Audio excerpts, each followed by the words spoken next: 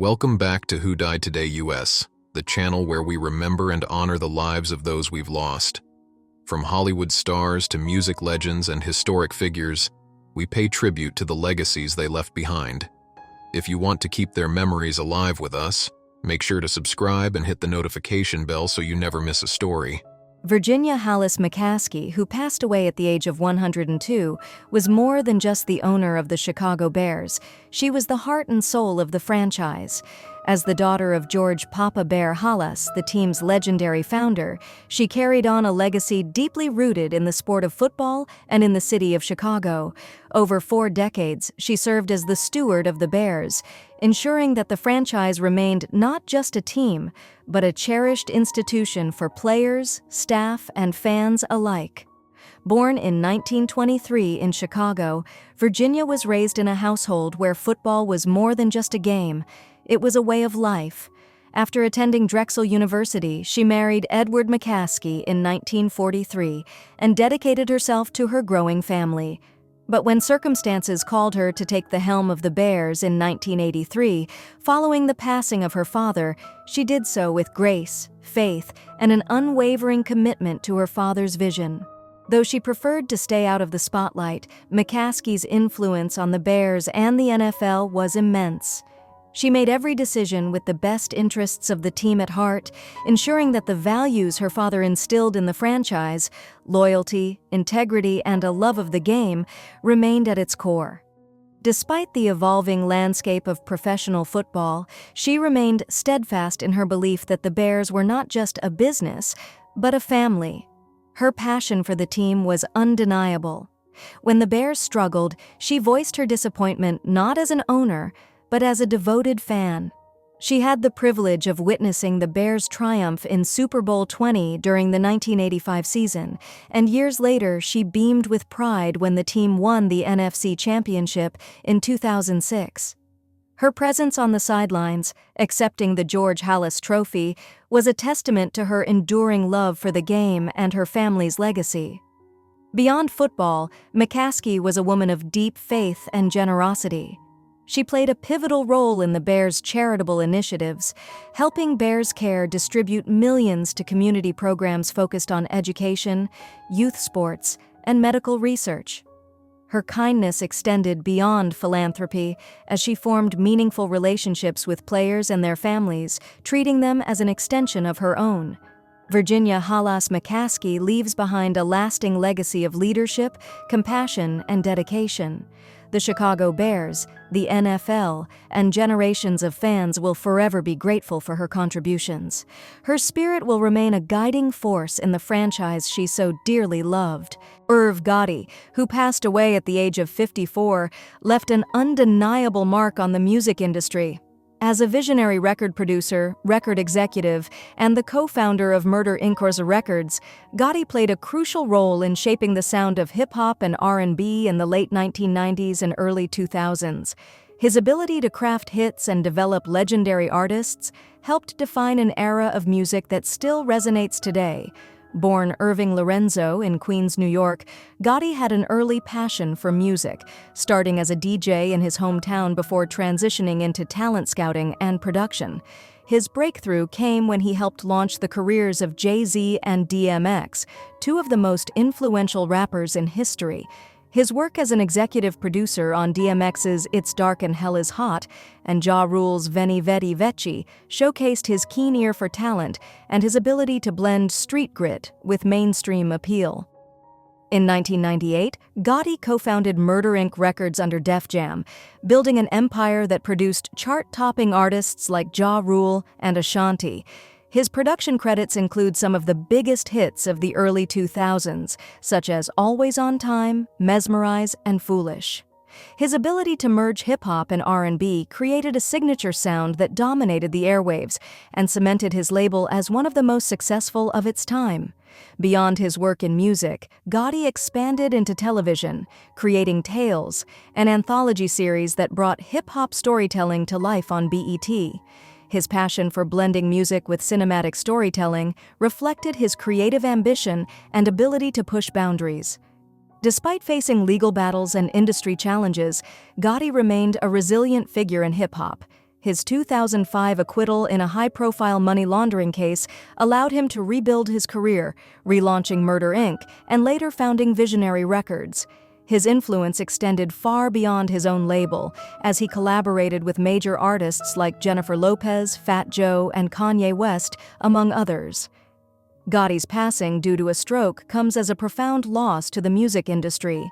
His legacy lives on through the countless artists he mentored, the timeless records he produced, and the cultural impact he had on hip-hop and R&B. Brenton Wood, who passed away at the age of 83, was a beloved American singer and songwriter whose soulful voice and infectious melodies left a lasting imprint on music history.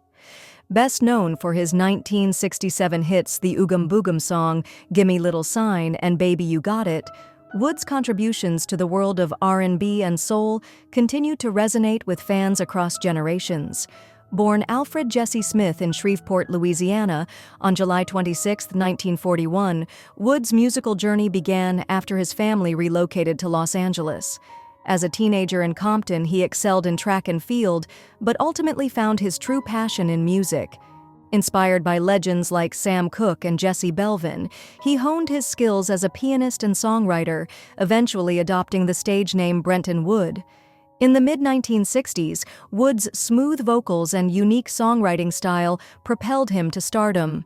The Oogum Boogum song, with its playful lyrics and catchy rhythm, became an instant favorite.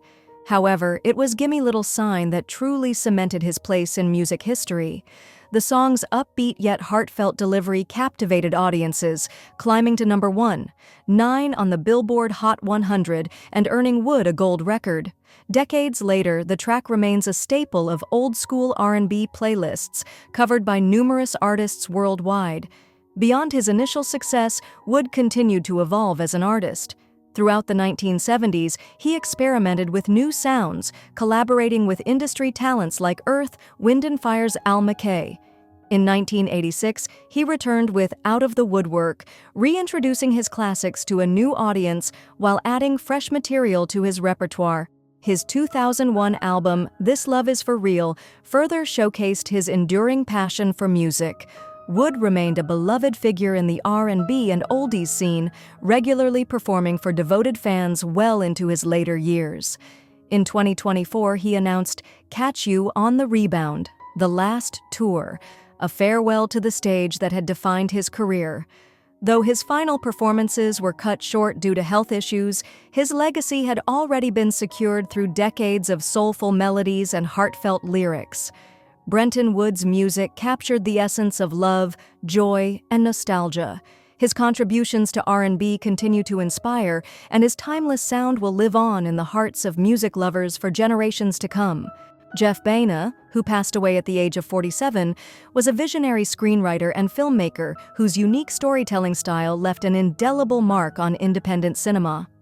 As a writer, director, and creative collaborator, Baena brought a fresh and unconventional approach to filmmaking, blending humor, improvisation, and emotional depth in ways that resonated with audiences and critics alike. Born on June 29, 1977 in Miami, Florida, Baena's passion for storytelling led him to New York University's Tisch School of the Arts, where he honed his craft in film. He later moved to Los Angeles, where he started his career under the guidance of acclaimed directors like Robert Zemeckis and David O. Russell.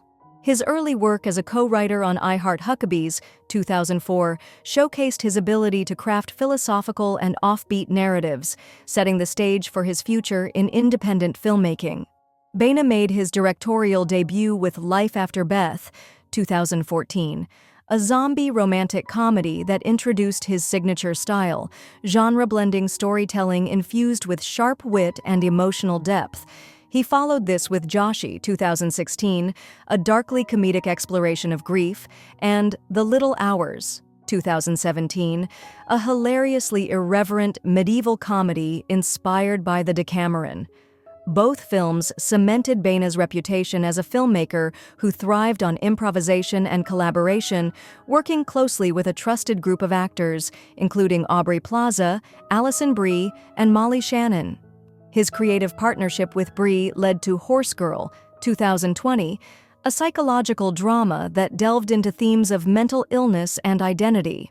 The film, produced by the Duplass brothers and released on Netflix, was one of Baena's most commercially successful works. He continued to push boundaries with the genre-defying Spin Me Round, 2022, and the experimental television series Cinema Toast, 2021, where he reinterpreted public domain footage to craft new stories. Baena's impact extended beyond his films. His ability to foster a close-knit creative community and his fearless approach to storytelling inspired many in the industry. His tragic passing is a profound loss to cinema, but his legacy lives on through the films that challenged conventions and celebrated the art of improvisation. His work will continue to inspire future filmmakers to embrace originality and creativity in storytelling. Emilio Echevarr&, who passed away at the age of 80, was a gifted Mexican actor whose performances captivated audiences across generations. With a career spanning several decades, Echevarr&, left a profound mark on Mexican and international cinema, bringing to life some of the most memorable characters in film. Born with a natural talent for acting, Echevarr& began his career in 1978 as a member of the Constitution of Art and Society, a foundation that set the stage for his future in the entertainment industry.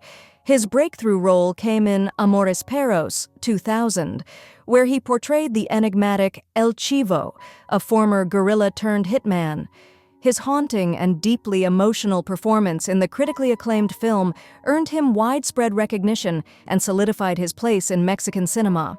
Following this success, Echevarr& starred in Y Tu Mamá También, 2001, another landmark film in Latin American cinema, sharing the screen with Gael García Bernal and Diego Luna. His ability to bring depth and authenticity to every role made him a sought-after actor, leading to his appearance in major international productions. He played Raúl, a Cuban agent in the James Bond film D. Another Day, 2002, and later took on the role of Antonio López de Santa Anna in The Alamo, 2004, showcasing his versatility and command of historical figures. Throughout his career, Echevarr& worked with some of the most respected directors and writers, including Guillermo Arriaga, with whom he collaborated on El Búfalo de la Noche, 2007. His dedication to storytelling was evident in every role he undertook, whether in independent Mexican films or global blockbusters. His portrayal of Sabio in Memories of My Melancholy Horrors, 2011, based on Gabriel García Márquez's novel, further demonstrated his range and commitment to bringing literature to life on screen. Beyond his remarkable talent, Echevarr$ was known for his humility and passion for his craft. He inspired many aspiring actors in Mexico and beyond, leaving behind a legacy of excellence in film.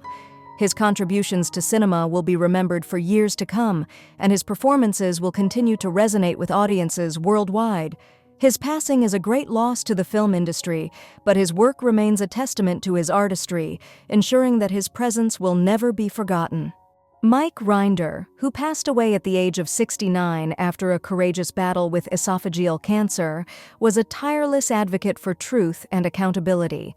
Once a high-ranking executive in the Church of Scientology, Rinder made the life-altering decision to leave the organization in 2007, dedicating his remaining years to exposing its inner workings and supporting those seeking to break free.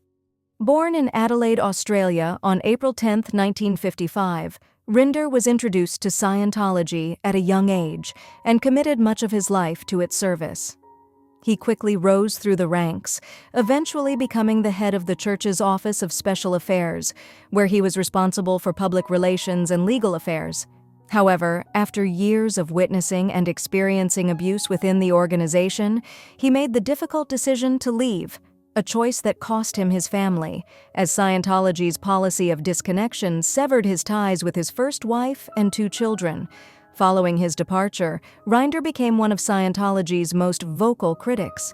His first-hand knowledge of the organization's structure, policies, and tactics made him an invaluable resource for journalists, documentary filmmakers, and those seeking justice.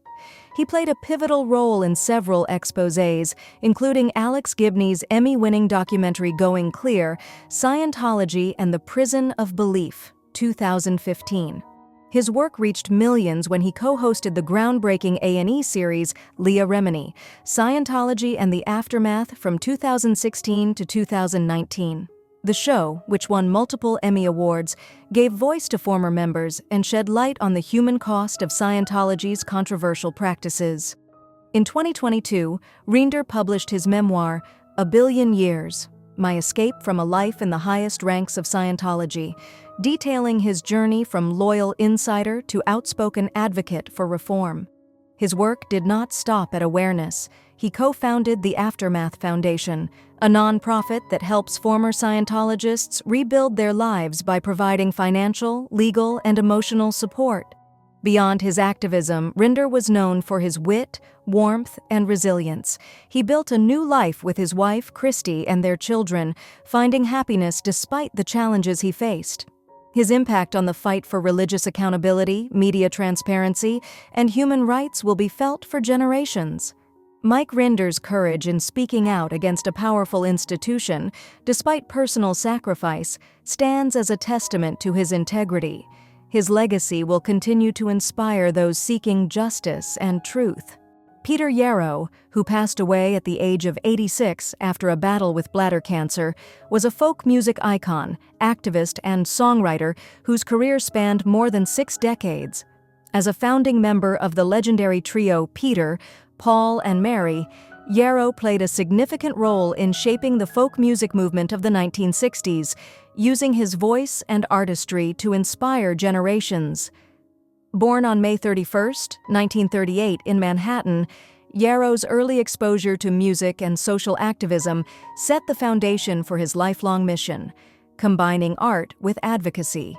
With Peter, Paul, and Mary, he helped popularize folk music, performing songs that carried powerful messages of peace, civil rights, and justice. Among the group's most beloved songs was Puff the Magic Dragon, which Yarrow co-wrote and which became an enduring folk classic. The trio's rendition of Blowin' in the Wind helped introduce Bob Dylan's music to a broader audience and became an anthem for the civil rights movement. Yarrow's activism extended far beyond his music. He marched alongside Dr. Martin Luther King Jr., performed at anti-war protests, and helped organize the 1969 March on Washington against the Vietnam War. His commitment to social causes continued throughout his life, particularly in the realms of education and anti-bullying efforts. In 2000, he founded Operation Respect, a nonprofit organization dedicated to promoting respect and civility among young people, aiming to combat school bullying and create safer learning environments. Though his career was celebrated, Yarrow also faced controversy, including a 1970 conviction related to an inappropriate encounter with a minor, for which he later expressed deep regret. Despite this, he remained a prominent figure in folk music and activism, receiving accolades for his contributions to social justice and the arts. In his later years, Yarrow continued to perform, often alongside his daughter, Bethany, and remained dedicated to causes that promoted peace and understanding. His impact on both music and activism is immeasurable, as his songs and messages continue to resonate with new generations. Peter Yarrow's legacy as a musician, advocate, and voice for change will endure, reminding the world that music has the power to inspire, heal, and bring people together. Breaking news. News 1. At 80 years old, Mick Jagger is proving that rock and roll has no age limit. Leading the Rolling Stones on their Hackney Diamonds tour, the legendary frontman continues to captivate audiences with his signature energy and charisma. In a recent interview with Reuters, Jagger reflected on his endurance, joking, "It took a couple of shows to get into the groove, but now we're into it." He added that performing at 80 feels no different than performing at 78. Alongside Keith Richards, 80, and Ronnie Wood, 77, the Stones are thrilling fans across the U.S., with hints of taking the tour global. Jagger also teased the possibility of another album, revealing that the band has plenty of material following the success of Hackney Diamonds. When asked about his secret to staying stage-ready, Jagger credited regular exercise, dance rehearsals, and good genes. "My father was a fitness instructor and lived to 93, he shared, explaining that he keeps a weekly routine of workouts and dance sessions. For Jagger, the real energy comes from the fans. You get this back and forth with the audience. It gives you a lot more energy." With no signs of slowing down, the Rolling Stones continue to prove that they truly never gather moss. News 2. Angelina Jolie, acclaimed actress and humanitarian, continues to inspire with her bold health decisions and unwavering resilience. In 2013, Jolie made headlines after undergoing a preventative double mastectomy upon discovering she carried the BRCA1 gene mutation, which significantly increased her risk of breast cancer. Motivated by her mother, Marceline Bertrand's tragic death from cancer at age 56, Jolie described the choice as empowering. "I feel empowered by making a strong choice that in no way diminishes my femininity," she shared. The surgery reduced her breast cancer risk from 87% to just 5%, bringing peace of mind for her and her family. In 2016, while navigating a public divorce from Brad Pitt, Jolie faced another health challenge: Bell's palsy, a condition causing temporary facial muscle weakness. She linked the episode to stress and emphasized the importance of self-care and emotional health. Reflecting on her journey, Jolie said, "I have found strength in making bold decisions for my future." Her story continues to be a powerful reminder of self-advocacy, resilience, and prioritizing well-being, inspiring millions to take charge of their health and future.